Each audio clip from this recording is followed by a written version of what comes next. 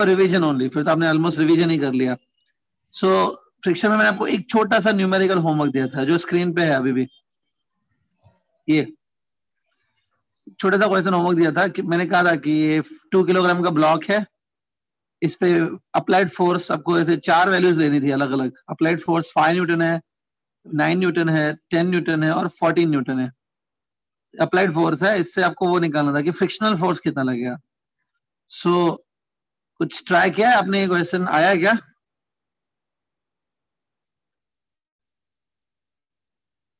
Student answer आया है इसका?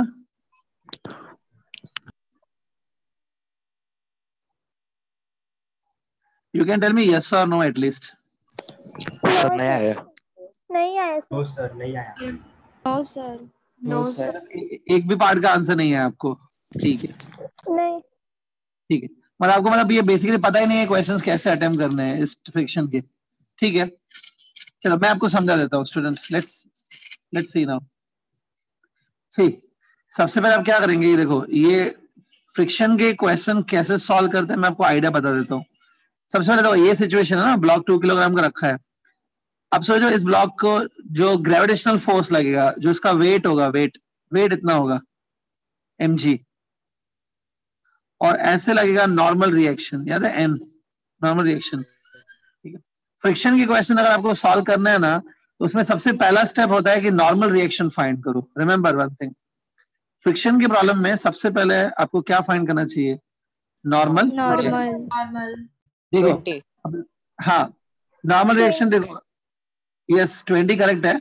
एक बार देख लो फिर भी, देखो नॉर्मल रिएक्शन कैसे मिलेगा आपको। ये मालूम है कि जो ये 2 किलोग्राम का ब्लॉक है वो हॉरिजॉन्टली मूव कर सकता है, the block can move horizontally, लेकिन ये ब्लॉक जो 2 किलोग्राम का है ये वर्टिकली तो मूव नहीं करेगा।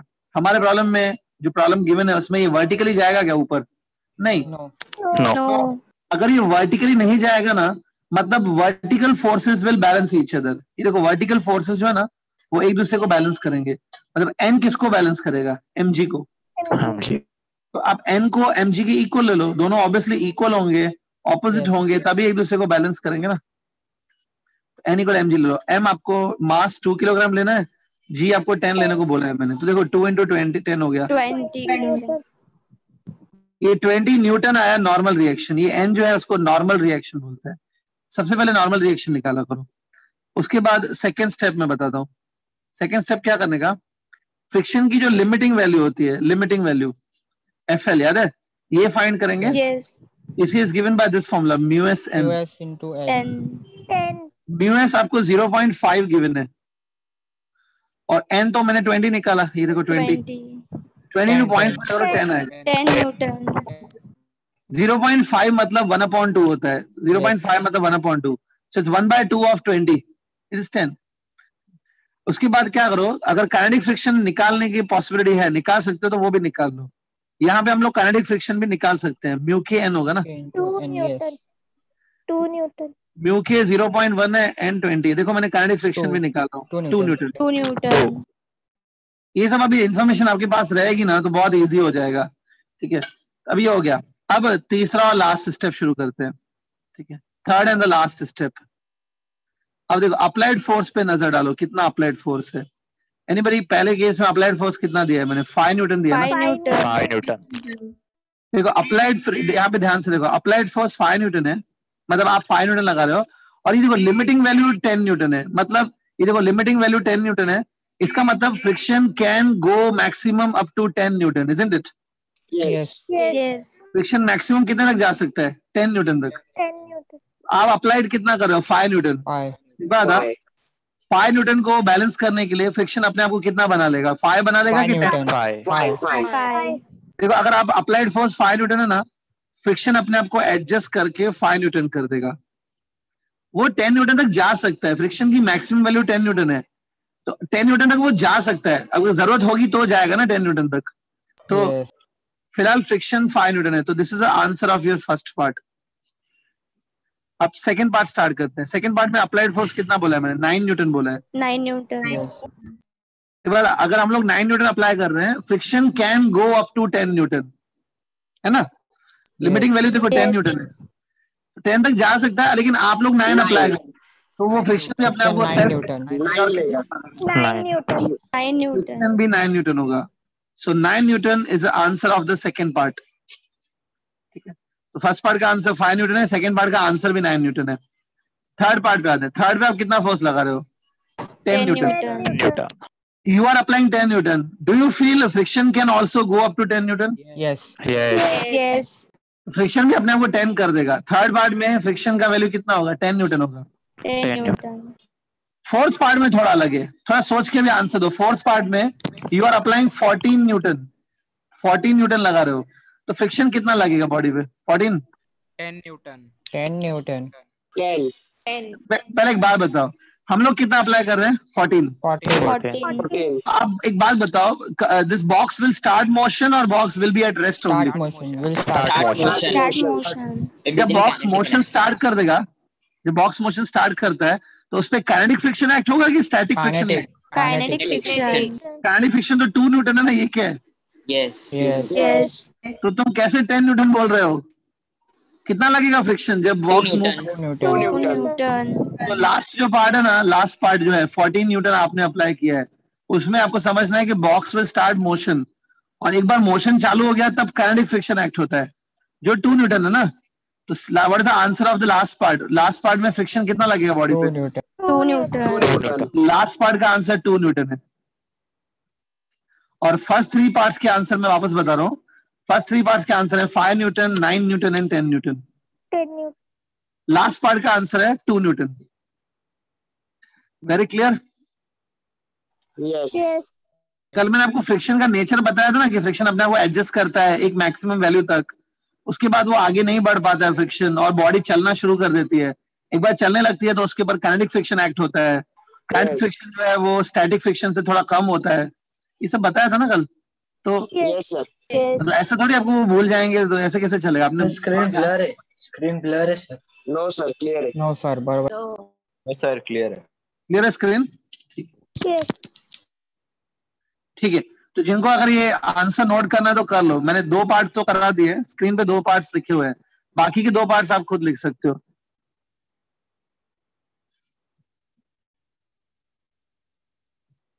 सो आई होप अभी फ्रिक्शन थोड़ा बहुत तो समझ में आया. Yes. Yes. Yes. Yes.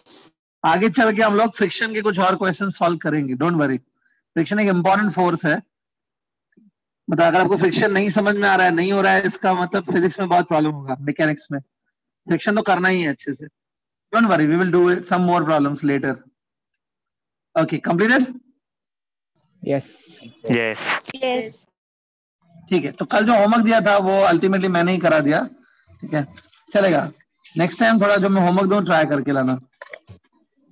चलो आगे बढ़ते हैं. Today will start with some new topic.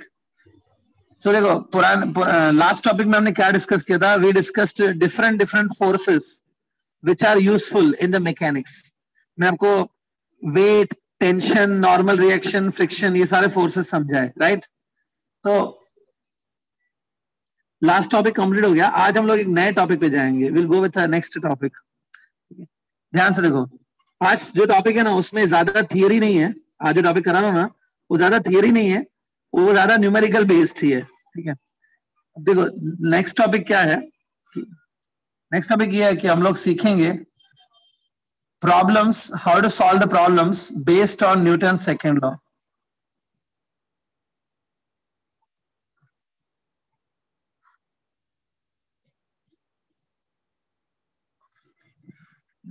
देखो क्या होता है, ऐसे बहुत सारे प्रॉब्लम्स हैं जिनको सॉल्व करने के लिए न्यूटन का सेकंड लॉ यूज होता है. न्यूटन का सेकंड लॉ आपको मालूम है, F equals to dp upon dt. याद है? F is equal to dp upon dt. quantity yes अगर मास कांस्टेंट है, यहाँ पे अभी हम लोग यूजुअली क्या होता है 99% प्रॉब्लम्स में मास कांस्टेंट ही रहेगा, बॉडी का मास नहीं चेंज होगा. अगर याद करो मास अगर कांस्टेंट है तो F इक्वल्स टू ma भी लिखा जा सकता है. F equals to ma. तो जब आप ये बोलते हो ना F is equal to ma, तो ये भी एक टाइप से न्यूटन का सेकंड लॉ ही है, F इक्वल टू ma. तो आज हम लोग सीखेंगे कि अगर कोई प्रॉब्लम आ गया, ठीक है, मैकेनिक्स के ऊपर, F इक्वल टू ma से उसको कैसे सॉल्व किया जाता है, how to solve the problems based on Newton second law, वो सीखेंगे. ठीक है, थियरी जैसे मैंने आपको कहा, थियरी ज्यादा नहीं है, थियरी तो बस 2 मिनट का ही काम है। इस टॉपिक की जो थियरी है 2 मिनट की है। उसके बाद हम लोग उसको प्रॉब्लम्स में अप्लाई करके देखेंगे कैसे सच में उसको अप्लाई करना है। सबसे पहले मैं आपको बता देता हूं कि प्रॉब्लम सॉल्व कैसे करते हैं मैकेनिक्स में। How to solve problem on the basis of Newton second law. देखो, कोई भी प्रॉब्लम आपको सॉल्व करना है ना, तो उसमें 3 स्टेप्स होते हैं। अगर आप ये 3 स्टेप अच्छे से फॉलो करोगे ना, तो आपका प्रॉब्लम सॉल्व हो जाएगा। पहला स्टेप क्या है बताए? पहला स्टेप होता है कि you please select your system, choose a system. पहला स्टेप ये होता है कि आपको जो प्रॉब्लम गिवन होता है ना, उसमें क्या सिलेक्ट करना होता है? सिस्टम। सिस्टम सिलेक्ट करने का मतलब क्या होता है, मैं आपको एक एग्जांपल दे देता हूं। ठीक है, सपोज आप एक न्यूमेरिकल सॉल्व कर रहे हो। ठीक है, उस न्यूमेरिकल में 4 ब्लॉक्स है, 4 ब्लॉक्स, मास M1 M2 M3 M4, 4 blocks है, 4 वुडन ब्लॉक्स है। ओके, और बहुत सारी और भी चीजें हैं, लेकिन 4 मेनली ब्लॉक्स हैं। ये न्यूमेरिकल है, आपको सॉल्व करना है।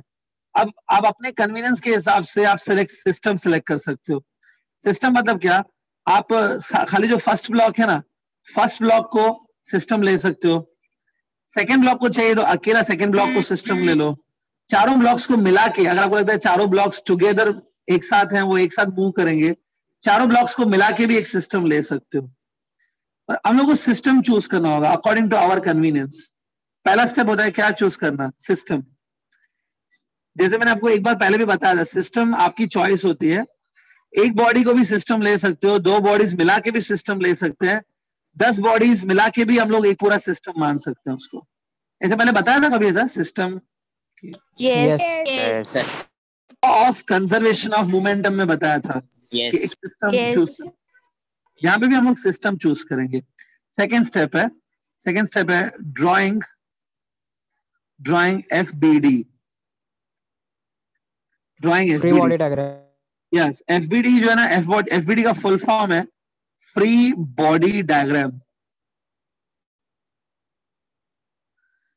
फ्री बॉडी डायग्राम क्या होता है, मैं आपको समझा देता हूं। देखो, आपने पहले स्टेप में क्या किया? सिस्टम चूज किया ना, सिस्टम चूज किया। जो भी आपका सिस्टम है, उस सिस्टम को आप अलग से बनाओ, जस्ट ड्रॉ इट सेपरेटली। मैं कभी ऐसा नहीं करता हूं, मैं अलग से सिस्टम को कभी नहीं बनाता हूं, मैं उसी डायग्राम में रखता हूं उसको।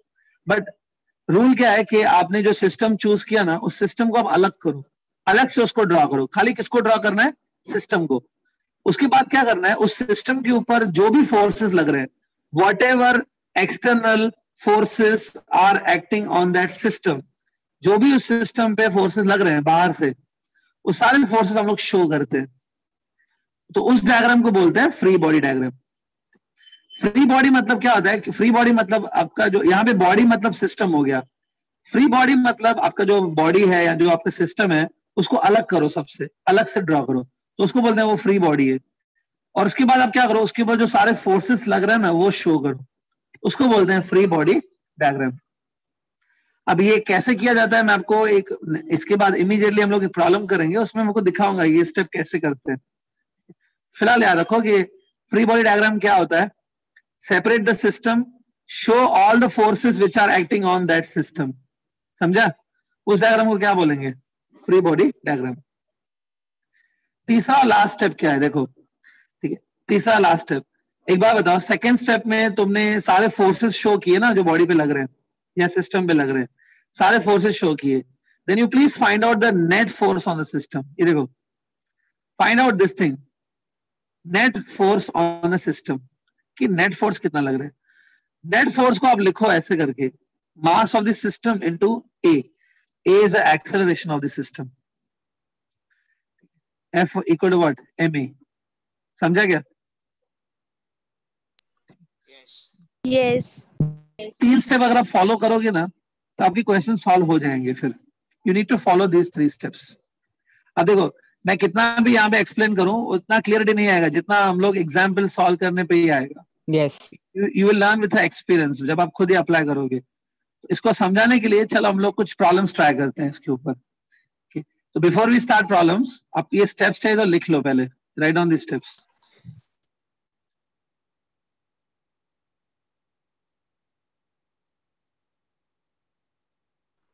Done. Done. ठीक है ना?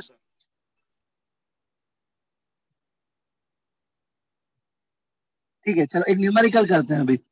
आज का जो पूरा लेक्चर है ना अभी न्यूमेरिकल्स में ही जाएगा। मेरे ख्याल से थियरी से अच्छे न्यूमेरिकल्स होते हैं, करते रहने का टाइम पास, नहीं? Yes. Yes. हाँ ठीक है, लेकिन थियरी नहीं आएगी तो न्यूमेरिकल भी नहीं कर पाएंगे, थोड़ा बहुत थियरी भी मालूम होना चाहिए। ठीक है, चलो फर्स्ट प्रॉब्लम स्टार्ट करते हैं। Right on the question, question लिखो। Calculate the contact force, calculate the contact force between 2 kg and 3 kg, between 2 kg and 3 kg, and also between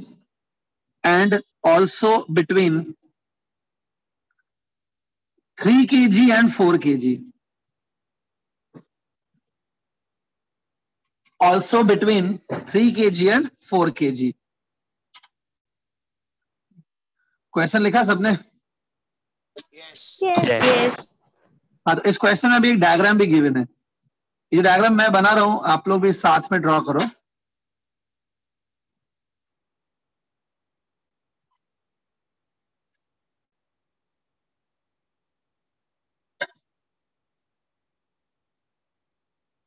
ये डायग्राम ड्रॉ करो। 3 ब्लॉक्स दिख रहे हैं, तीनों आपस में कांटेक्ट में। जो सबसे छोटा ब्लॉक है वो 2 kg का है,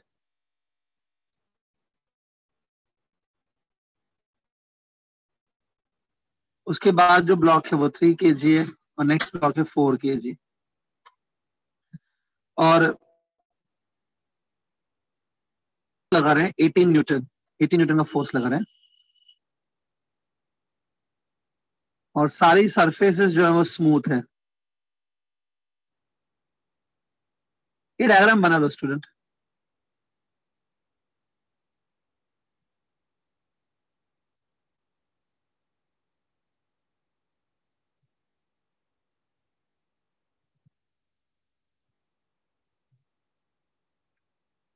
हाँ Done, sir. Done. Yes. Yes. अब देखो यहाँ पे एक लिखा हुआ है स्मूथ सरफेस, दिख रहा है? स्मूथ सरफेस मतलब फ्रिक्शन नहीं लेना है। पहले हम लोग थोड़े सिंपल प्रॉब्लम से स्टार्ट करेंगे। आज के लेक्चर में जो हम लोग प्रॉब्लम्स करेंगे ना उसमें फ्रिक्शन नहीं रहेगा आज, क्योंकि फ्रिक्शन थोड़ा कॉम्प्लिकेटेड रहता है उसको इन्वॉल्व करना। तो today we will not go with friction, तो इसलिए मैंने स्मूथ सरफेस लिखा है, तो फ्रिक्शन नहीं है। अब ध्यान से देखो, 2 kg और 3 kg के बीच में कांटेक्ट दिख रहा है? कांटेक्ट है दोनों के बीच में। मैं थोड़ा जूम कर रहा हूं वीडियो को। ये देखो, ये दिख रहा है क्या? Yes. Yes. ठीक है, 2 kg और 3 kg के बीच का कांटेक्ट है ना यहाँ पे। तो यहाँ पे पता है Yes. क्या होगा? थोड़ा सोच के आंसर देखो। ये आप यहाँ पे देखो 18 न्यूटन लगा रहे हो फोर्स, मतलब आप पुश कर रहे हो। आपको लगता है क्या ये पुश करने पे ये 2 kg, 3 kg, 4 kg तीनों आगे बढ़ेंगे कि नहीं? तीनों आगे मूव करेंगे। Yes. Yes. हाँ, मतलब ये 2 kg भी आगे बढ़ेगा ना। तो 2 kg कब आगे बढ़ेगा? जब हाँ 2 kg को पता है क्यों आगे जाएगा? क्योंकि 2 kg को ये जो 3 kg है वो पुश करेगा ऐसे। ये देखो 2 kg को कौन पुश करेगा आगे जाने के लिए? 3 kg. 4 kg 3 kg. 3 kg जो है ना, 3 kg वो 2 kg को ऐसे पुश करेगा, तभी वो आगे जाएगा। तो ये जो फोर्स है ना, ध्यान से देखो जो मैंने दिखाया यहाँ पे, it is a force which is exerted by the 3 kg on the 2 kg। ये नॉर्मल रिएक्शन जैसे ही है फोर्स, ठीक है? इसी को कॉन्टैक्ट फोर्स कहेंगे। This is contact force. इसको चलो मैं नाम देता हूँ N1। एक बात बताओ, 3 kg जो है वो 2 kg के ऊपर फोर्स डाल रहा है, N1। तो क्या लगता है 2 kg रिएक्शन देगा क्या 3 kg को? मतलब 2 kg भी 3 kg को पुश करेगा क्या? Yes. यस, ऐसे देखो। ये दूसरा फोर्स देखो जो मैंने बनाया, ये एक्शन का रिएक्शन है। क्या होगा? पहले 3 kg जो है ना वो 2 kg के ऊपर फोर्स एक्सर्ट करेगा, दैट इज N1। तो 2 kg 3 kg को रिएक्शन देगा उसका। वो भी आपको मालूम है एक्शन और रिएक्शन इक्वल होते हैं हमेशा और ऑपोजिट होते हैं। तो Yes. 2 kg पर जो लग रहा है ना, जो 2 kg पे लग रहा है वो N1 है। तो जो 3 kg पे लगेगा वो भी N1 ही रहेगा वैल्यू में। ये N1 दिख रहा है, this N1 is a contact force, ये 2 kg और 3 kg के बीच का कांटेक्ट फोर्स है, तो हमें ये N1 कैलकुलेट करना है। सिमिलरली अभी 3 और 4 kg के बीच में आ जाओ, ये देखो 3 और 4 के बीच में दिख रहा है, ये यहाँ पे भी सेम चीज होगी। डू यू फील यहाँ पर क्या होगा कि 4 kg 3 kg को पुश करेगा क्या, ऐसा लग रहा है, फील हो रहा है? Yes. Yes. ये देखो ऐसा फोर्स लगेगा 3 kg के ऊपर, इस फोर्स को चलो मैं नाम देता हूँ N2, ये नॉर्मल रिएक्शन के जैसे ही है, तो 3 kg 4 kg को रिएक्शन देगा ऐसे, ये देखो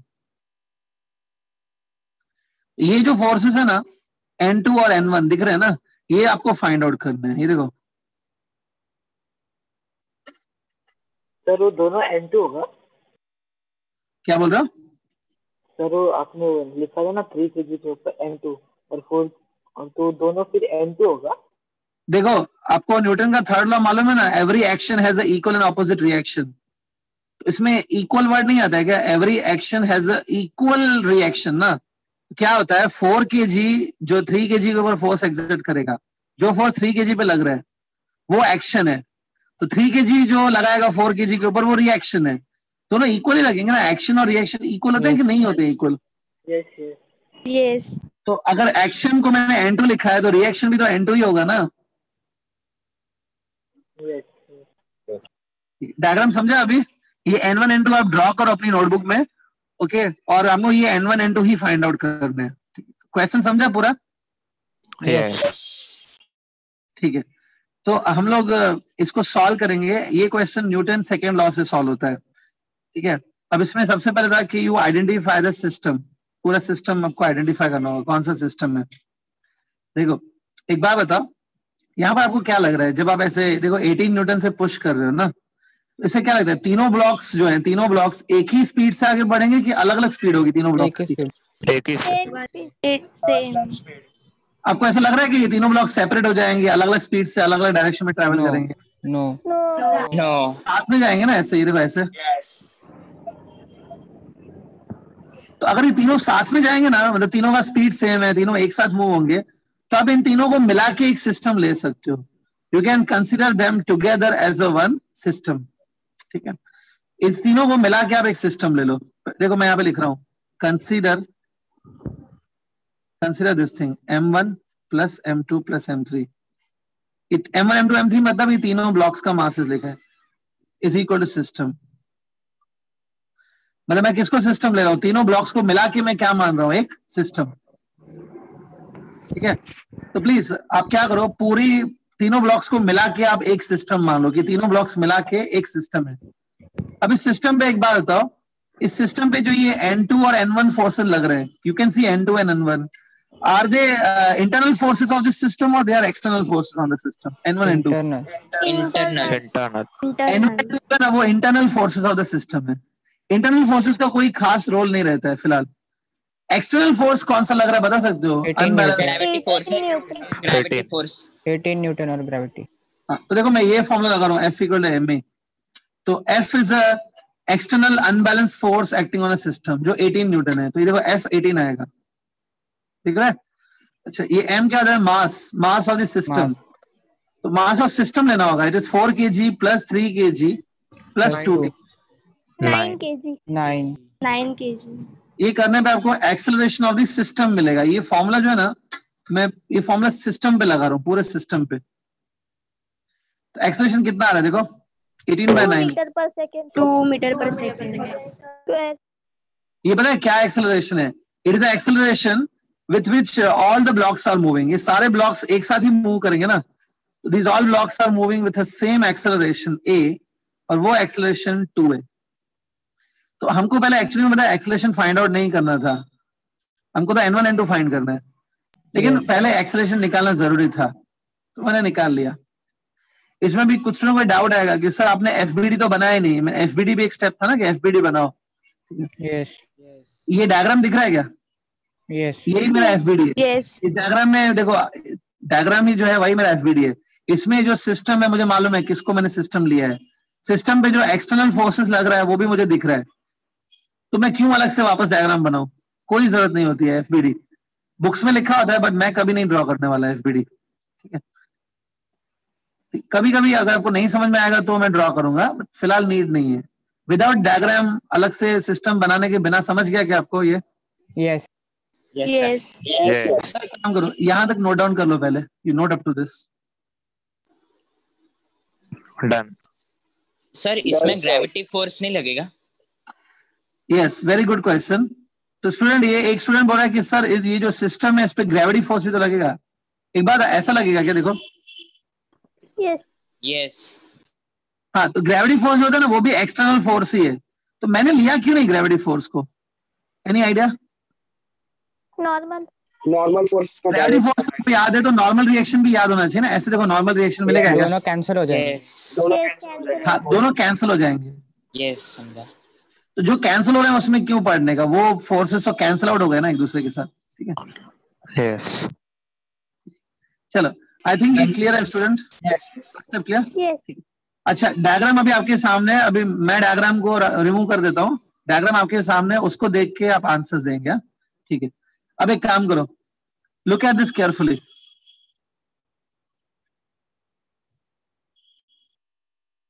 खाली ये 2 kg का ब्लॉक दिख रहा है? Yes. Yes. तो मैं सिस्टम ले रहा हूं अभी। सिर्फ 2 kg का जो ब्लॉक है ना उसको मैं क्या ले रहा हूं? As a system. System. तो एक काम करो, अपनी नोटबुक में लिखो, consider 2 kg as a system. अब कुछ लोगों को डाउट आएगा कि सर 2 kg को सिस्टम क्यों ले रहे हो? एक बात बताओ, ये 2 kg के ऊपर ये N1 फोर्स लग रहा है क्या? Normal reaction. Yes. Yes. तुमको N1 निकालना है? N1 निकालना है क्या तुमको? Yes. Yes, sir. Yes. निकालना। निकालना है। अगर तुमको N1 फाइंड करना है तो तुमको ऐसी कोई चीज लेनी पड़ेगी जिसपे N1 लग रहा है। 2 kg सही है ना उसके लिए? ठीक है, सो एक Yes, काम sir. करो, आपका अभी जो सिस्टम है ना वो 2 kg, अपना पूरा फोकस खाली 2 kg में रखो। Can you tell me how much is external force acting on the 2 kg? 2 kg पे कितना फोर्स लग रहा है? N1. N1. हाँ, अभी ऐसा मत बोलना कि N1 इंटरनल फोर्स है, नहीं। अभी आपका external. सिस्टम कौन है? सिस्टम 2 kg है ना, तो 2 kg पे जो एक्सटर्नल फोर्स लग रहा है वो N1 है। ठीक है, अब एक काम करो, right on the formula F equals to ma। F equal ma लिखो। ये फॉर्मूला अभी तुमको 2 kg के लिए अप्लाई करनी है। थिंक, आपको ये फॉर्मूला 2 kg के लिए लगानी है या? 4 Newton. हाँ, तो फोर्स कितना लग रहा है 2 kg के ऊपर? 4 N1। N1. तो N1 फोर्स को N1 लिखो। यहाँ पे कर रहा हूं मैं स्टूडेंट, यहाँ पर मैं कर रहा हूं, देखो, अप्लाई दिस फॉर्मूला। बट याद रखो ये फॉर्मूला आप किस पे लगा रहे हो? खाली M2 के लिए लगा रहे हो। You are applying this formula on M2। आपका सिस्टम कौन है? आपका सिस्टम कौन है? M2 है। ठीक है, तो देखो, F is a force acting on the system which is N2, sorry N1 I think। Anybody Sir, ये मास M1 कितना पे आएगा लगेगा? ना? मास Sir, 2 kg. M1 आएगा ना? ओके, एक्सेलरेशन कितना है आप बता सकते हो? 2 किलोग्राम का जो ब्लॉक है कितने एक्सेलरेशन से आगे जा रहा है? 2 मीटर पर सेकंड स्क्वायर। इसलिए मैंने पहले एक्सेलरेशन निकाला। Yes, N1 4 Newton. अब एक बात, आपको N2 भी निकालना है क्या? N2 Yes. Yes. तो एक काम करो, ऐसा कोई सिस्टम लो जिसपे N2 लग रहा हो। कौन सा बॉडी ले सकता हूँ जिसपे N2 लग रहा है? M2. 4 4 kg, 4 kg. Listen listen, अब यहाँ पे प्रॉब्लम है। कोई बोल रहा है 3 kg पे लग रहा है, कोई बोल रहा है 4 kg पे लग रहा है। आई थिंक दोनों राइट है, दोनों पे लग रहा है ना? Yes. Yes. एक काम करो, Yes. 3 kg पे भी 3 kg पर भी N2 फोर्स लग रहा है, और 4 kg वाला जो ब्लॉक है उस पे भी N2 फोर्स लग रहा है, और मुझे N2 ही फाइंड आउट करना है ना। तो देखो क्या कर सकते हैं, we can take 3 kg also as a system, we can take 4 kg also as a system. ठीक है, मैं किसको ले रहा हूँ? मैं 3 kg को ले रहा हूँ एज अ सिस्टम। जिनको अगर चाहिए, आपको अगर एक्स्ट्रा कुछ करने में इंटरेस्ट है तो आप बाद में 4 kg को भी सिस्टम लेके करो, सेम आंसर आएगा। मैं किसको ले रहा हूँ? 3 kg को। ये देखो, ये 3 kg का ब्लॉक है। देखो आपके पास ओरिजिनल डायग्राम आपके पास है, ठीक है, मैं उसमें से ये देखो बना रहा हूँ। एक बात और ध्यान से डायग्राम को देखो, ऐसा लग रहा है कि N2 फोर्स 3 kg पे? Yes.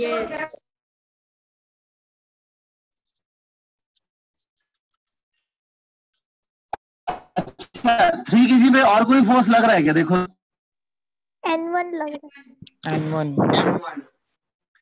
3 kg पे और ऐसे N1 लग रहा है ऐसे। yes Yes. तो ये दोनों लग रहे हैं ना। हाँ अब देखो ये 3 kg पे ये दोनों फोर्सेस लग रहे हैं, ये हमारा सिस्टम है, ये पूरा सिस्टम है। अच्छा एक बात बताओ, ये जो 3 kg का ब्लॉक है वो आगे बढ़ रहा है कितनी एक्सेलरेशन के साथ? ऐसे इधर इससे जा रहा है 2 मीटर पर सेकंड मीटर पर सेकंड। मैंने वो भी लिख दिया। ये डायग्राम आपको दिख रहा है स्क्रीन पे, इसको बोलते हैं फ्री बॉडी डायग्राम। चलो मैंने बना लिया एक बार, तो अगर बिना इसको ड्रॉ किया आप समझ सकते हो तो अच्छी बात है, नहीं समझ आया तो आपको ऐसे ड्रॉ करना पड़ेगा एवरी टाइम। ठीक है, तो ये देखो अभी इसके ऊपर भी हम लोग ये फॉर्म लगाएंगे F = ma। एक बात N2 फोर्स भी लग रहा है, N1 फोर्स भी लग रहा है। इन दोनों फोर्सेस के बावजूद ये जो ब्लॉक है ना वो लेफ्ट साइड जा रहा है, it is going towards the left side with acceleration. अगर ये लेफ्ट जा रहा है तो N2 N2 बड़ा होगा ज्यादा कि है। N1 बड़ा होगा? कब है, N2 कब ये लेफ्ट में जा रहा है? N2 बड़ा रहेगा। N2 यस ये कॉमन सेंस है। N2 must be greater than N1, then only it will go towards the left side ना। सो N2 - N1 लिखो। देखो नेट फोर्स आप इतना लिखेंगे N2 - N1, this is our net force. Net force को लिख सकते हैं मास of the body into acceleration. Body का मास कितना लूं? 4 3 kg भाई 3 kg ना। एक्सेलरेशन कितना लूं? 2 3 × 2 6। 6 N1 तुमने पहले ही फाइंड किया ना, N1 तो 4 न्यूटन N1 डालो 4 न्यूटन। तो ये देखो कितना आ रहा है N2, 10 न्यूटन। ये N2 है। देखो कितनी आसानी से मैंने निकाला, by taking 3 kilogram as a system. Consider 3 kg as a system. एक काम करो स्टूडेंट, जिनका थोड़ा बहुत दिमाग चलता है, आप 4 kg को एज अ सिस्टम लेके कर सकते हो ना? Yes I really suggest you, आप 3 kg को भी लो और कंप्लीट करो, उसके बाद 4 kg को भी लेकर करो। Apply same things on the 4 kg। से 4 kg के लिए भी ऐसा ही कुछ करो। देखो आपका सेम आंसर आ रहा है कि नहीं आ रहा है। यस सर मिला, सेम आ रहा है। यस सर मिला। Try using 4 kg also as a system. Same आया सर। सेम हाँ। Answer sir. तो देखो आपको पूरा फ्रीडम है, आपको एग्जाम में 3 kg से करना है 4 kg से करना है, दोनों चलेगा।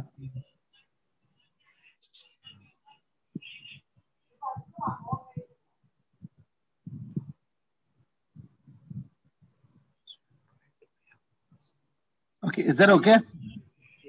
यस yes हाँ पूरा हो गया, कंप्लीट हुआ question.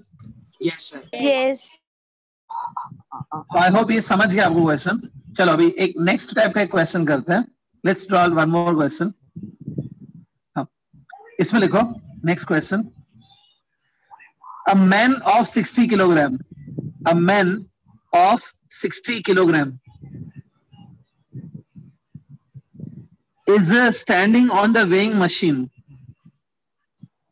A man of 60 kilogram is standing on the weighing machine.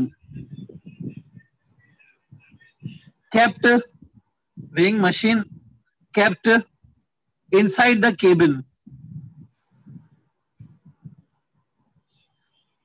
मैं रिपीट कर रहा हूं, देखो। A man of 60 kilogram is standing on the weighing machine kept inside the cabin of 30 kilogram. Kept inside the cabin of 30 kilogram. क्या? 30 kilogram 30 kilogram ठीक है। Full stop. Find the reading of the weighing machine.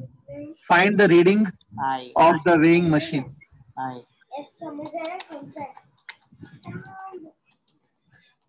Find the reading of weighing machine.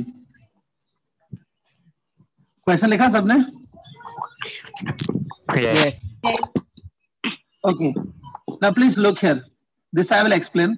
ये आपको जो एक square box दिख रहा है, ये जो बॉक्स है ना, ये केबिन है। Suppose it is called as cabin. ठीक है, अब देखो इस केबिन में ना यहाँ पे नीचे एक वेइंग मशीन रखा हुआ है। ये देखो, ये जो दिख रहा है ना नीचे बॉटम में, वो वेइंग मशीन है। अब वेइंग मशीन के ऊपर एक आदमी खड़ा है, ये देखो दिख रहा है। इस आदमी के हाथ में देखो एक रोप है, see the rope which is in the hand of this person. ये रोप देखो केबिन से बाहर जा रही है, बाहर जाने के बाद यहाँ पर एक पुली है, पुली से ये रोप पास होके केबिन को अटैच्ड है, ये देखो। और जो पुली है ना ऊपर ऐसा है, ऊपर रूफ है। ध्यान से डायग्राम देखो, समझ में आ रहा है क्या?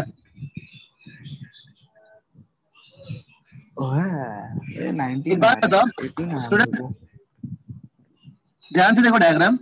ये अगर एक बात, अगर इस आदमी ने रोप को छोड़ दिया, if this man releases the rope, क्या होगा मालूम है? नीचे जाएगा, नीचे जाएगा। अभी आदमी को नीचे तो नहीं जाना है, he don't want to go down, वो तो अपने आप को सेफ रखने के लिए।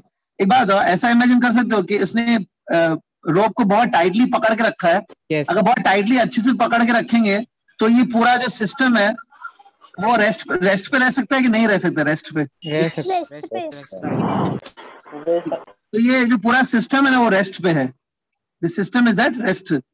अभी हमको मशीन, जो वेइंग मशीन है नीचे, उसकी रीडिंग निकालनी है, ठीक है? आप एक काम करो, पहले डायग्राम बना लो, then I will tell you how to solve this question. Draw diagram.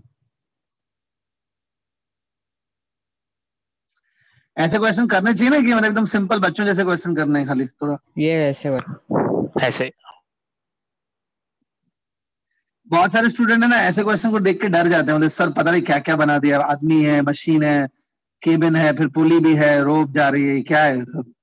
डरने का नहीं होता है, बहुत सिंपल क्वेश्चन है ये, it's not at all difficult. Okay, done with the diagram.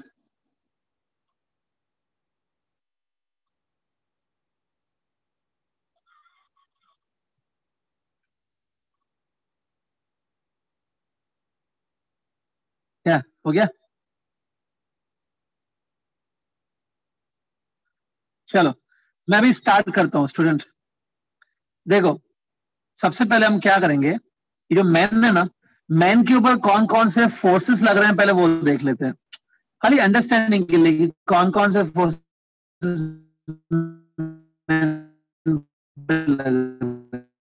तो ये देखो, ये जो मैन है ना, where m is the mass of the man, mg force लगेगा। दूसरा फोर्स, एक बात, इसलिए जो मैन है वो वेइंग मशीन पे खड़ा है, तो वेइंग मशीन इसको नॉर्मल रिएक्शन देगी ना कुछ तो। यस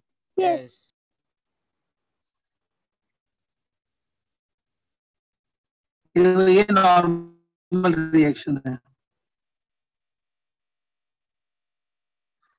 ये एन इज अ नॉर्मल, और आदमी ने रोप को पकड़ के रखा है, रोप को ये अपने खींच रहा होगा ना अपनी तरफ, रोप को ऐसे टाइटली पकड़ के रखा है। रोप में पता है टेंशन डेवलप होगा, टेंशन इन द स्ट्रिंग, याद है? यस ये तो ये टेंशन है, सी टेंशन को ध्यान से देखो, ये क्या tension in the string. Tension का मैं आपको पूरा नेचर बता देता हूं। देखो टेंशन इस आदमी के ऊपर ऐसा एक्ट होगा, टेंशन ऐसे भी एक्ट होगा। देखो अगर आप याद करो, मैंने उस दिन बताया था टेंशन ऐसे इनवर्ड एक्ट होता है, ऐसे, याद है? यस ये ऊपर वाला जो टेंशन है ना, ये टेंशन देखो, ये एक्ट होगा पुली के ऊपर, ये टेंशन पुली पे एक्ट होगा। मेरा कोई इंटरेस्ट नहीं है पुली पे फोर्सेस कौन से लग रहे हैं वो फाइंड करने में, इसलिए मैं ये नहीं लूंगा, लेकिन ऐसा टेंशन पुली पे भी एक्ट होगा। अच्छा एक बात बताओ, ये भी स्ट्रिंग है क्या इधर? ये स्ट्रिंग है क्या? यस यस टेंशन ऐसे डेवलप होगा, ऐसे टेंशन इसमें भी होगा, ये देखो ऐसे, ये देखो टेंशन इनवर्ड है ऐसे, क्योंकि ये पूरा एक ही स्ट्रिंग है। आई थिंक ये पूरा एक ही स्ट्रिंग है, तो पूरे एक ही स्ट्रिंग में टेंशन हर जगह सेम ही होता है। Tension can not be different in the same string, पूरा एक ही स्ट्रिंग है तो टेंशन सेम रहेगा। एक बार ये टेंशन दिख रहा है, ये वाला, यस ये पता है किसके ऊपर एक्ट होगा? ये कौन सी बॉडी पे लगेगा ये फोर्स? केबिन पे। Yes you are correct. तो जब तुम केबिन को कंसीडर करोगे तो केबिन पे ये फोर्स लगेगा, ठीक है? अच्छा एक काम करते हैं, ये सारे फोर्सेस मैंने जो मैन के ऊपर लग रहे हैं वो दिखा दिए, ठीक है? अब एक काम करते हैं, केबिन के ऊपर कौन कौन से फोर्सेस लग रहे हैं वो भी मैं दिखा देता हूँ, जो केबिन पे लग रहे हैं। एक बार केबिन को भी ग्रेविटी खींचेगी ना अपनी तरफ, केबिन को भी। देखो ये देखो, इसको मैं लिखता हूँ mcg। mc मतलब मास ऑफ केबिन इंटू जी। अच्छा एक बात बताओ, ये जो आदमी है, इस आदमी को नॉर्मल रिएक्शन मिल रहा था, n is a normal reaction. Reaction तभी मिलता है जब तुम एक्शन डालते हो ना, बिना एक्शन के तो रिएक्शन मिलता है। तो ये आदमी के ऊपर फोर्स लग रहा है N। डू यू फील ये जो आदमी है ये केबिन के ऊपर भी N फोर्स लगा रहा होगा? मतलब Yes. आदमी केबिन पे फोर्स लगाएगा तभी तो केबिन रिएक्शन देगी ना उसको। तो तुमने ये जो दिखा है ना, ये फोर्स देखो, ये तुमने रिएक्शन दिखा है, एक्शन भी तो रहेगा ना। देखो तो केबिन पे फोर्स ऐसा लगेगा, देखो this N is acting on the cabin by the main, इसलिए उसका रिएक्शन मैन को मिल रहा है फ्रॉम द केबिन। क्लियर है ये सारे forces? Yes. This is all the forces which are acting on the man and cabin, everything. इसी को हम लोग फ्री बॉडी डायग्राम बोल सकते हैं अगर हमको दिखाना है तो। एक काम करो स्टूडेंट, पहले अपने डायग्राम में ये सारे फोर्सेस शो करो, शो ऑल दिस फोर्सेस।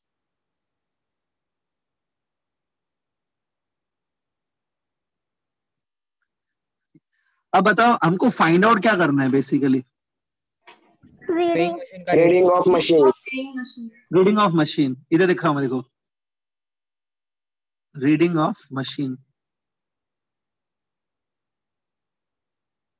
सो आपको ये पता नहीं होगा कि मशीन की रीडिंग कैसे निकालते हैं। ध्यान से सुनो, वेइंग मशीन के ऊपर आपने कभी ना कभी खड़े रहे होंगे, आपने कभी ना कभी वेट निकाला होगा वेइंग मशीन के ऊपर खड़े होके। Yes. होता क्या पता है वेइंग मशीन कैसे काम करती है, मैं वो बता दूं। जब आप वेइंग मशीन के ऊपर खड़े होते हो ना, तो वेइंग मशीन के ऊपर आप जितना फोर्स डालते हो, जो फोर्स आप मशीन के ऊपर डालते हो, मशीन उसको मेजर कर देती है। मशीन के ऊपर आप जो फोर्स डालते हो ना, वो इतना होता है, देखो जितना N है। इस प्रॉब्लम में जो N है ना, N क्या है? Normal reaction. नॉर्मल रिएक्शन उतना ही होता है जितना एक्शन होता है। तो N एक्शन है, जितना आप मशीन के ऊपर फोर्स डाल रहे हो ना वो N है, वही मशीन की रीडिंग होती है। मशीन सबसे पहले N को नोट करती है, ठीक है। Machine first of all notes what? N। बाद में क्या होता है, देखो दुनिया भर में जो भी मशीन है ना, बाद में क्या होता है, मशीन सबसे पहले N को नोट करती है, ठीक है। उसके बाद दुनिया भर में जो भी मशीन हैं वो क्या करती है, N को नोट करके उसको G से डिवाइड कर देती है। हम डिवाइड नहीं करते, मशीन खुद ही डिवाइड कर लेती है। N को G से डिवाइड करने पे जो बचता है ना, वो मशीन की रीडिंग होती है। अब आप बोलेंगे सर ऐसे कैसे, ये क्यों हो रहा है ऐसा? मैं आपको समझा देता हूँ। सर G मतलब क्या? G मतलब एक्सेलरेशन ड्यू टू ग्रेविटी। 9.8 होता है ना, वो 9.8 से डिवाइड कर देती है। अब देखो कोई स्टूडेंट इसको मगअप कर लेगा, कोई स्टूडेंट बोलेगा सर मैं तो मगअप कर लूंगा, इसको याद रखूंगा मैं। वो सही मेथड नहीं है। मैं आपको समझा देता हूँ ये N/G क्यों आती है रीडिंग। देखो एक बात बताओ, ये सपोज नॉर्मल वेइंग मशीन है, इसके ऊपर आप ऐसे खड़े हो, ठीक है। तो एक बात, आपको ग्रेविटी ऐसे खींच रही है with a force how much? mg। जमीन से आपको ऐसे नॉर्मल रिएक्शन मिल रहा है n। अब यूजुअली एक बात बता, यूजुअली जब हम लोग ऐसा अपना वेट नोट डाउन कर, जब आप मशीन को यूज करते हैं वेइंग मशीन को, तो हम लोग रेस्ट पे ही रहते हैं ना, ऐसे मूविंग स्टेट में तो नहीं मेजर करते हैं, ठीक है। ये आदमी सब रेस्ट पे है, this person is at rest. Can I say n must be equal to mg और नो? तो मशीन क्या करती है पता है? मशीन सबसे पहले n को नोट करती है, क्योंकि n जो है ना वो खाली आदमी पे नहीं लग रहा है, मशीन पे भी n एक्ट होगा ना। आप मशीन पे n एक्ट करोगे तभी मशीन आपको रिएक्शन में भी n देगी ना। तो मशीन पर आप कितना फोर्स लगाते हो? n लगाते हो, वो n वो नोट कर लेती है सबसे पहले। अब मशीन को ये मालूम है कि n किसके इक्वल होगा? mg के।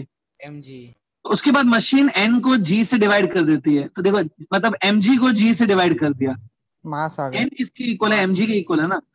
तो n mg के इक्वल है, g कैंसिल हो जाता है, तो उससे क्या रीडिंग मिलेगा? आपका मास मिल जाएगा। तो आपको वही तो चाहिए, आपको मास ही मेजर करना है। क्या मेजर करना है? मास ही मेजर करना है। तो ऐसे इसलिए मशीन क्या करती है, पहले n नोट कर लेती है। नॉर्मल केसेस में, नॉर्मल कंडीशंस में जब आप नॉर्मली अपना वेट निकालते हो ना, तो n और mg इक्वल होते हैं। तो n और mg इक्वल, तो n मतलब mg इक्वल, फिर g कट हो जाता है, m बचता है। इसलिए मैंने क्या कहा कि रीडिंग कितनी होती है? n/g, ठीक है। तो अब देखो यहाँ पर ये मशीन के ऊपर आदमी खड़ा है, आदमी ने रोप पकड़ के रखी है, he is holding a rope. Actually में पता है रोप पकड़ के आपको वेट नहीं निकालना चाहिए। रोप पकड़ के आप वेट निकालोगे तो आपका अपना सही वेट नहीं आएगा, है ना। Yes. जब आप मशीन पे खड़े रहते हो और सोचो आपने ऊपर किसी रोप को पकड़ के ऊपर चढ़ने की कोशिश कर रहे हैं और मशीन पे खड़े हो, मशीन आपको राइट रीडिंग देगी अपनी? No. No. तो यहाँ पर मशीन की रीडिंग असली में नहीं आएगी, राइट रीडिंग नहीं देगी, लेकिन मशीन काम ऐसे ही करेगी, n/g ही बताएगी आपको। एक काम करेंगे, आज के बाद ये प्लीज याद रखो, सबसे पहले हम लोग n निकालेंगे, n। लेट्स कैलकुलेट n, या n कैलकुलेट करते हैं। एक काम करो, n कैसे कैलकुलेट करेंगे वो बताता हूं। Consider men as a system, पहले men को ले लो एज अ सिस्टम। या can tell me, men rest पे है ना, यहाँ पे देखो men रेस्ट पे है। Yes. तो upward forces will be balanced bye downward forces, isn't it? Yes. Yes. तो बताओ क्या इक्वेशन में लिख सकता हूँ, कौन से फोर्सेस किससे बैलेंस होंगे men के लिए? N is equals to mg. Equals to mg. N is equals to mg. n is equal to mg। Yes. Yes. हाँ। Yes. ये फोर्स दिख रहा है क्या तुमको? ये Tension. Yes. Yes. Tension. ये क्यों नहीं लग रहा है, किसके ऊपर लग रहा है बाकी? ये Man. Man पे. इसको Main. क्यों भूल गए? Can I say T plus N will be balanced by mg ना? Yes. Yes. Yes, T Yes. plus n. सारे क्वेश्चंस इतने इजी नहीं होते, थोड़ा बहुत तो सोचना पड़ेगा ना आपको। T plus N together will balance what? mg. mg. This is our first equation, ठीक है? इसको हम लोग बाद में सॉल्व करेंगे। Consider man as a system, ठीक है? अब इसमें बताओ, ए टी जो है, टी भी अननोन है और एन भी अननोन है, दोनों अननोन है क्या? Yes. Yes. तो आपको एक और इक्वेशन चाहिए ना, एक और इक्वेशन चाहिए सॉल्व करने के लिए। Yes. Yes. अभी consider cabin as a system, consider cabin as a system. अब केबिन को ध्यान से देखो, अलग से बनाओगे केबिन के, इसमें चल जाएगा यहाँ पे। चल जाए. चल हाँ, जाएगा। बताओ केबिन भी रेस्ट पे है कि केबिन मूविंग है? Rest. पे। हाँ, सो अगर केबिन रेस्ट में है मतलब upward forces on the cabin will be balanced bye downward forces on the cabin ना? Yes. बताओ अपवर्ड फोर्सेस कौन से हैं केबिन के ऊपर? T plus N is equals to mg. P। Yes. Yes. अच्छा, downward forces? Normal and mg. mg plus n. MCG, MCG, mcg plus n. mcg. mcg MCG plus plus क्या बोल रहा? N. चलो अभी बराबर आपको आ रहा है। Yes, T will be equal to MCG plus N ना? ऐसे बराबर है, देखो। Yes. अब N को उधर शिफ्ट कर लो, T माइनस N,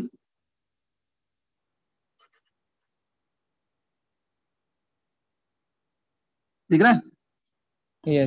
Yes. हाँ, अब आप ये इक्वेशंस लिख लो पहले, और then you please add the first and second equation. First और सेकंड इक्वेशन को ऐड करो। ऐड करने पे आई थिंक n कट हो जाएगा, t मिलेगा आपको। Yes. एक बार t मिल गया तो t के बाद हम लोग बाद में n भी निकाल लेंगे उसमें से, क्योंकि हमको अल्टीमेटली n निकालना है, राइट? तो डू वन थिंग, यहां तक पहले सॉल्व करो।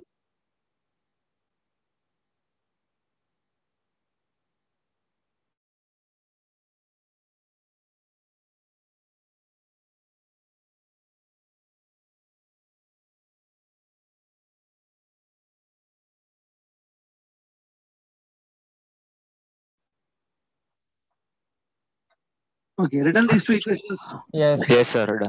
अब प्लीज काम करो, एडिंग इक्वेशन 1 and 2 करो। Add equation 1 and 2। ऐड करने पे देखो n कैंसिल हो जाएगा एडिंग पे।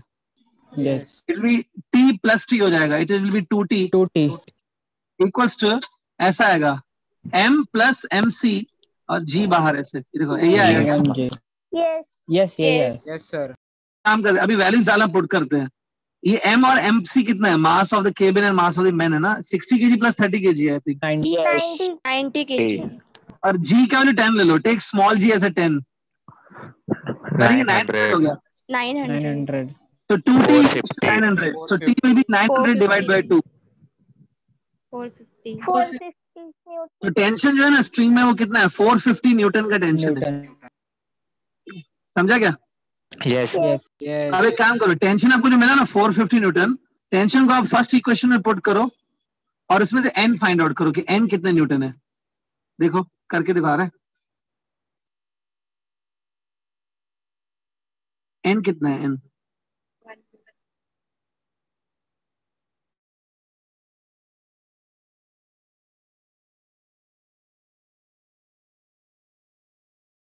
150. 150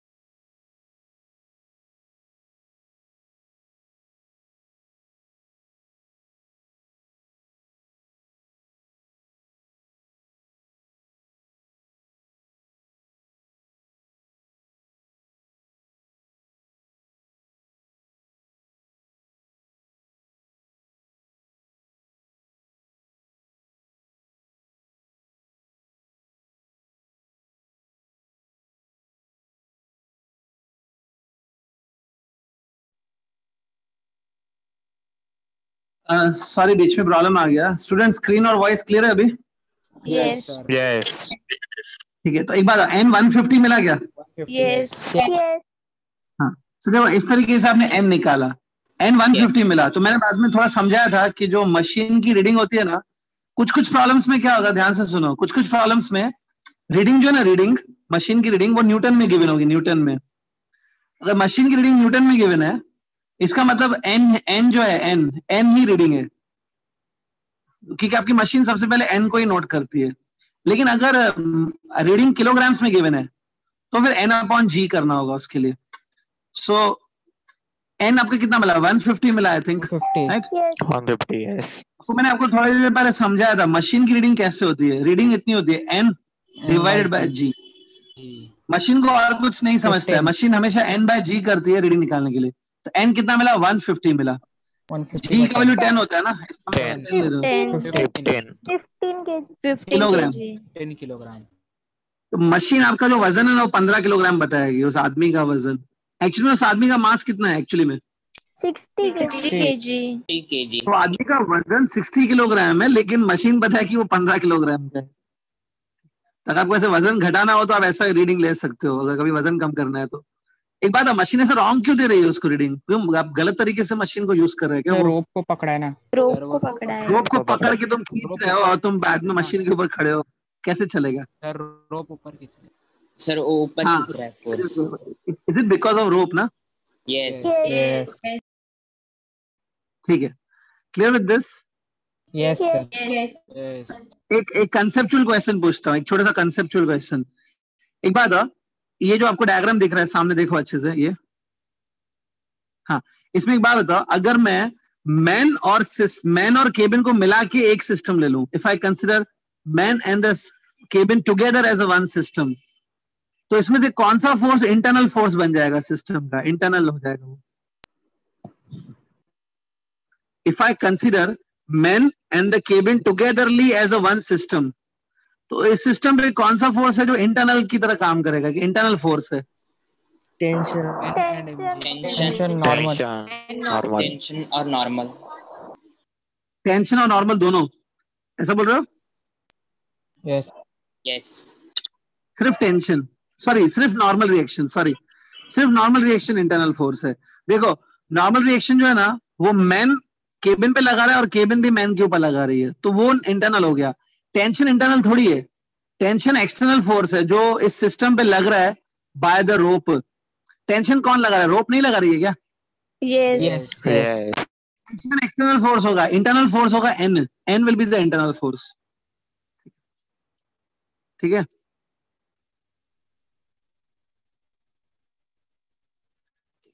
जब F equal to m a लिखते हो ना, F equal to m a जब आप लिखते हो, उसमें एक्सटर्नल फोर्सेस लेने होते हैं, इंटरनल फोर्सेस नहीं।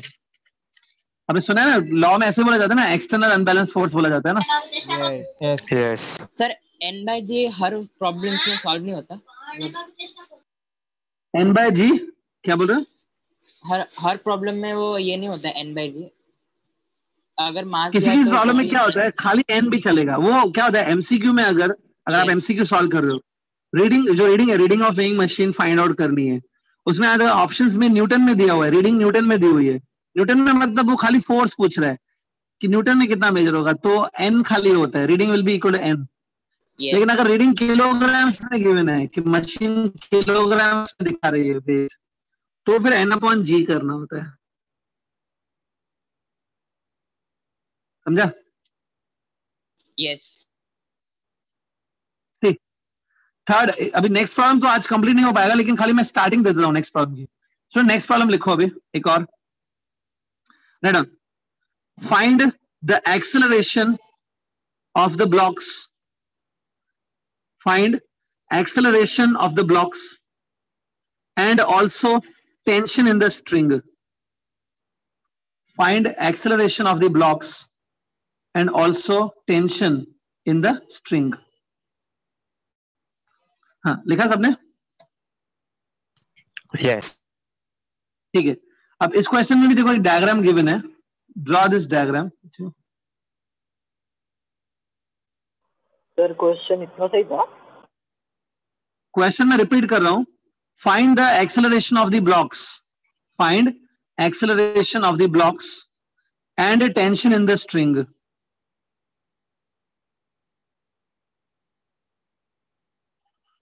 स्टूडेंट ये डायग्राम जो आपको दिख रहा है वो ड्रॉ करो। ये ऊपर ये सर्कुलर चीज दिख रही है, जो सर्कुलर चीज है ऊपर, Yes. ये क्या है पता है? पुली। Pulley. और ये दो ब्लॉक्स दिख रहे हैं M1 M2। Yes. इसमें सपोज M2 जो ब्लॉक है ना उसका मास ज्यादा है कंपेयर टू M1। एक ब्लॉक ज्यादा मास का होगा, एक ब्लॉक कम मास का होगा, अज्यूमिंग M2 बड़ा है। स्टूडेंट इसके बाद नेक्स्ट लेक्चर कब है? 6:30 को है। Yes. Yes sir. Yes. Okay okay, तो ये क्वेश्चन आज कंप्लीट नहीं होगा, सिर्फ मैं खाली स्टार्टिंग बता देता हूँ इसकी, इंट्रोडक्शन। बाकी नेक्स्ट लेक्चर में कंटिन्यू करेंगे फिर। अच्छा, डायग्राम हो गया क्या? देखो Yes, sir. Yes. Yes. ठीक है, स्क्रीन पे ध्यान से देखो। ये जो आपको डायग्राम दिख रहा है ना, एक सिंपल मशीन है, ये बहुत ही सिंपल मशीन। एक पुली है, पुली के दोनों साइड से स्ट्रिंग पास हो रहा है। स्ट्रिंग के एक एंड पे M1 कनेक्टेड है और स्ट्रिंग के दूसरे एंड पे M2 कनेक्टेड है ना। ये जो एक सिंपल डायग्राम दिख रहा है ना, कुछ कॉम्प्लिकेटेड नहीं है इसमें, बहुत सिंपल है। इस सिंपल डायग्राम जो आपको दिख रहा है इसको बोला जाता है Atwood machine. This structure is known as what? Atwood machine.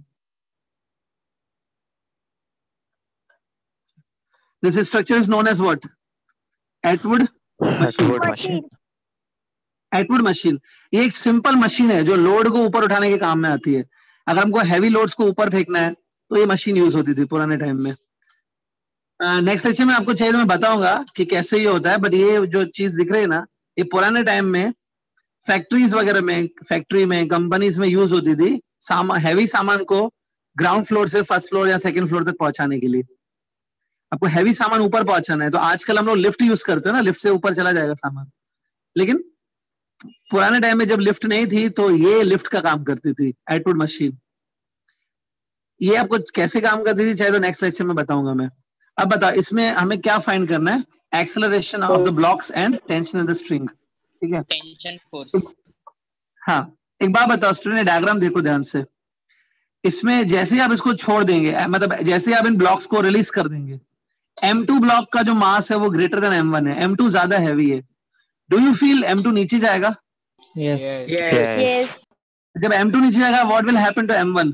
ऊपर जाएगा. ऊपर जाएगा. ऊपर जाएगा. ऊपर जाएगा। हाँ, इसमें एक बात बताओ, थोड़ा सोच के आंसर देना मुझे। ऐसा हो सकता है क्या कि जो M2 है ना, M2 जो है वो बहुत फास्ट नीचे जा रहा है, बहुत जल्दी नीचे जा रहा है, और M1 जो है ना वो स्लोली ऊपर जा रहा है? ऐसा हो सकता है? No. No. क्यों? रीजन तुमको मालूम है लेकिन शायद बोलने नहीं आएगा। देखो मैं बताऊं रीजन क्या है। रीजन ये है कि जो ये स्ट्रिंग है ना दोनों के बीच में, स्ट्रिंग का लेंथ कांस्टेंट होता है। स्ट्रिंग का लेंथ बढ़ता है क्या कभी? नहीं। No. No. तो एक बात बताओ, M2 जितना डिस्टेंस नीचे जाएगा, सपोज M2 जो है ना वो 1 मीटर नीचे चला गया, तो M2 की साइड जो स्ट्रिंग है ना वो 1 मीटर बड़ा हो जाएगा, तो दूसरे साइड से जो स्ट्रिंग है वो 1 मीटर छोटा हो 1 मीटर छोटा. Yes. तो आपको पता है रीजनिंग क्या है? एक्चुअली रीजनिंग ये है कि जो स्ट्रिंग की लेंथ है ना, स्ट्रिंग की लेंथ कांस्टेंट होती है, तो एक साइड से जितना स्ट्रिंग बड़ा होता जाएगा दूसरे साइड से उसको उतना ही छोटा होना पड़ेगा। तो इसलिए क्या होगा, जितना डिस्टेंस M2 कवर करेगा नीचे की तरफ, उतना ही डिस्टेंस M1 को भी कवर करना पड़ेगा उतने ही टाइम में अपवर्ड। नहीं तो इन दोनों के क्या लगता है, स्पीड हमेशा सेम होगा कि अलग अलग स्पीड से ट्रेवल करेगी? Same. सेम होगा. स्पीड सेम होगा, डायरेक्शन अलग होगा। वो नीचे जाएगा Yes, तो वो ऊपर direction जाएगा। अलग होगा. अपोजिट. इसलिए मैंने स्पीड बोला। स्पीड मतलब स्केलर होता है, स्पीड मतलब खाली वैल्यू बताओ, वैल्यू दोनों की इक्वल होगी स्पीड की। Yes. Yes. ठीक है, इससे पता है हम लोग एक चीज सिंपली प्रूव कर सकते हैं कि इनका एक्सेलरेशन भी सेम होगा। जिस एक्सेलरेशन से M2 मूव करेगा उतने ही एक्सेलरेशन से M1 भी मूव करेगा। दोनों की Yes. एक्सेलरेशन इक्वल होगी, मैग्नीट्यूड इक्वल होगा। तो ये एक्सेलरेशन फाइंड करना है। नेक्स्ट और क्या फाइंड करना है? टेंशन फाइंड करना है स्ट्रिंग में। ठीक है, स्ट्रिंग में टेंशन देखो ऐसे एक्ट होगा, ये देखो ध्यान से देखो, दिख रहा है tension? Yes. Yes. Yes. Tension ऐसे भी एक्ट होगा देखो, but I am not interested here because ये टेंशन कहाँ पे एक्ट हो रहा है, किस पे ऊपर एक्ट होगा? पुल्ली पे. पुल्ली. पुली। Pulley. पुल्ली. मेरा इंटरेस्ट नहीं है पुली पे जो फोर्सेस लग रहे हैं उसको फाइंड करने में, पुली पे भी लगेगा। आज एक काम करो आप, खाली ये डायग्राम बना लो और नीचे अब लिख लो, एक नीचे लिख लो कि acceleration of both blocks will be same, acceleration of both the blocks will be same. बाकी हम लोग नेक्स्ट लेक्चर में फिर इसको करते हैं, don't worry. Clear with this? Yes.